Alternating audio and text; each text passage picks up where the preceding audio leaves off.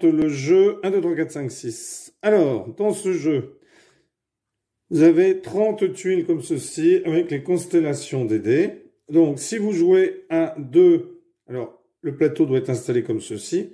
Donc, si vous jouez à 2, bien, vous en prenez 15 chacun, retournez et vous les placez au hasard sur le plateau. Si vous jouez à 3, vous en prenez 10 chacun et chacun votre tour, vous en posez une n'importe où sur le plateau. Si vous êtes à 4, vous en prenez 7 chacun, les deux autres, vous les mettez sur le plateau. Et une fois que le plateau est comme ceci, eh bien, il va falloir essayer de sortir des suites. Il va falloir essayer de sortir des suites. Et le premier qui sort, eh bien, 1, 2, 3, 4, 5, 6, a gagné.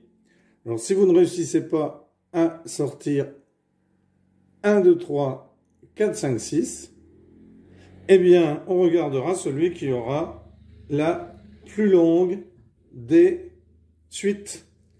Donc, comment ça se passe? Eh bien, le premier joueur va jouer, lancer le dé et fait un 1. Donc, il va pouvoir sortir un 1 du plateau. Alors, pour sortir un 1 du plateau, il faut qu'il prenne un 1 et...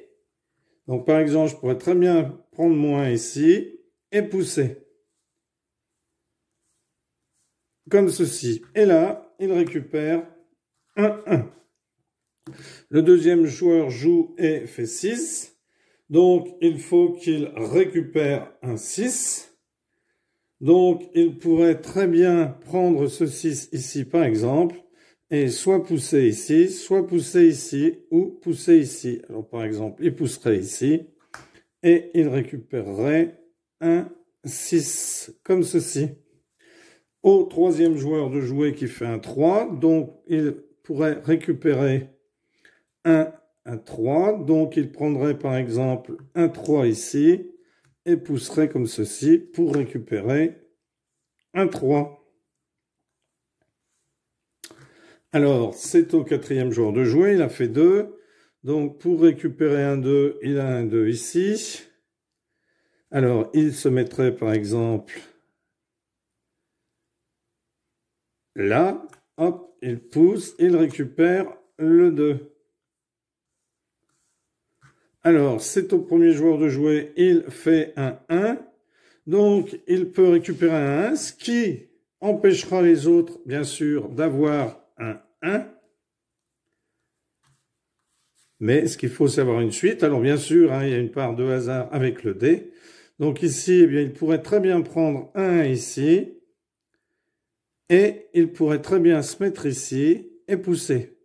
Puisque lui a déjà un 1, il n'en a pas besoin d'un autre. Donc, il pourrait le laisser sur le plateau comme ceci. Ici, le joueur voudrait récupérer un 3. Donc, ici, il y a un 3.